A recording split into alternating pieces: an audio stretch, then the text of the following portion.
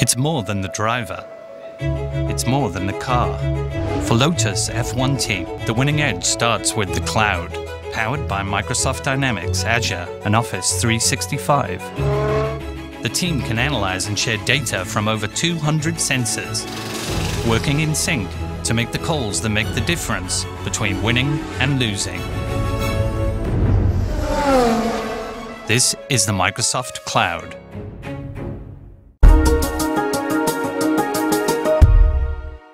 For this episode of ZDNet Cloud TV, we're here at PricewaterhouseCoopers office in Sydney's Darling Harbour. We're here with Hilda Clun, who's the Business Transformation Leader and CIO, and she'll share some of the experiences of PricewaterhouseCoopers' plans to transition to the cloud. Hello Hilda, really nice to have you on the show. Thank you, Angus. Firstly, Hilda, could you just give us a rundown of some of the workloads and applications you've already transitioned to the cloud or plan to transition to the cloud? Yeah, we have several applications that we have in the cloud, although they're very low-risk applications, so we've taken a very conservative approach around where we venture to cloud. Most of those are back-office processes, mainly in the form of software as a service, but we've also ventured to innovation labs and capabilities that are designed to be spun up for particular projects, so temporary type capabilities sitting on cloud. The innovation labs are absolutely about temporary capabilities that are being made available and mainly for client work, so where our client-facing partners are running programs where they need just temporary space or capability or capacity, CPU.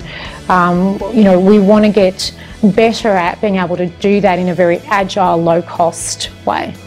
Which business objectives is PricewaterhouseCoopers looking to achieve by moving to the cloud? So whilst we've only had very small uses of cloud relative to our existing needs, the next 18 months will see us move probably more than 95% of our current needs to either private or public cloud.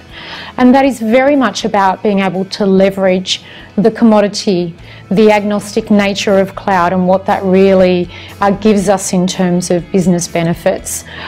We are not a data center organisation or a cloud organisation or an infrastructure organisation. What we want to do is focus on what is high value to us and our clients and leverage the capability in the market that is really specialising in the provisions of cloud. So we're a part of a global network, and cloud has been on our radar for some time, but we as a part of our broader strategy, we are driving the need to consume cloud very much in partnership with our executive and our risk leadership as well. So it is very much an IT-led strategy, but very much with the cooperation of our executive as well. I mean, we're looking for all the business benefits, including the economic benefits of moving to this. Which senior leadership roles have been involved in the transition to cloud, both current and planned? I'm particularly interested in both inside the IT team, but also outside the IT team. The executives that are most supportive of our move to cloud are our strategy and transformation leader and also our chief operating officer. What impact is cloud having on the way that IT strategy is being designed and executed at PricewaterhouseCoopers? Well, I think it has already changed the skill sets that we have within IT, where, to even establish cloud, you need a completely different mindset from what we've had in the past running an internal data center. So, in any transformation, the importance of a new way of doing things and establishing that with new mindsets and new capabilities is most important to the success of moving to a new business model. And of course, what is also essential is making sure that we harness the talent and capability we have in helping us transition to that new business model. So the reskilling internally is essential to getting us to the new business model, but it's also the aspiration of many people who exist in infrastructure teams today. With cloud being so prominent, it's a great opportunity for them to grow new skill sets and understand what that means for them. Outside of IT, I think it's a slightly different focus. What I see happening outside of IT is that more capabilities that are offered via the cloud are being put forward as requirements or demands from the business. So, you know, I see externally to the core of what we do a lot of applications that are made available by cloud, and that's really where we're getting demand from our clients and business to say, well, I want this application.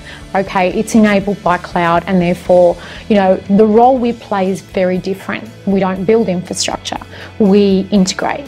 And so our role becomes a systems integrator. But we're very much moving to a very business-oriented digital strategy. So whilst we have a very strong technology strategy, we're really encouraging the businesses to understand more about their own digitisation journeys and help them understand what's required in terms of planning, both effort and funding, to actually make that happen. And even for us here, we've just seen a massive shift in the way that we think about technology as enabler. I think, you know, more so as we talk about digitisation, digital strategies, how some of our businesses will become more digitised in the next few years. Our role is twofold. One is to absolutely understand what we need to do from a core technology perspective, but also work with the businesses to understand what they need to do in order to transform their own businesses and become more digitally oriented. Which advice would you share with people who are planning to move to the cloud? I think the best advice I can give is ensure you do your due diligence and understand the benefit of moving to cloud. Be very clear about your business objectives, but I think it's inevitable. So I think gone are the days where you had a choice of whether you were an in-house infrastructure provider or you leverage cloud as a part of your business strategy.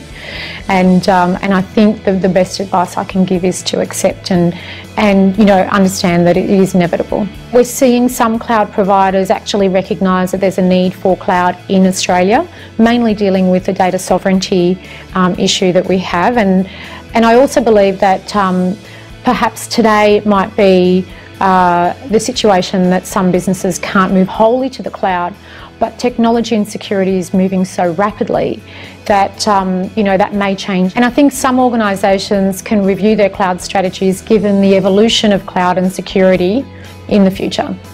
Hilda Clun, Business Transformation Leader and CIO here at PricewaterhouseCoopers, I'd like to thank you and PwC for your time in coming on ZDNet Cloud TV today. Thank you, Hilda. Thank you for having me.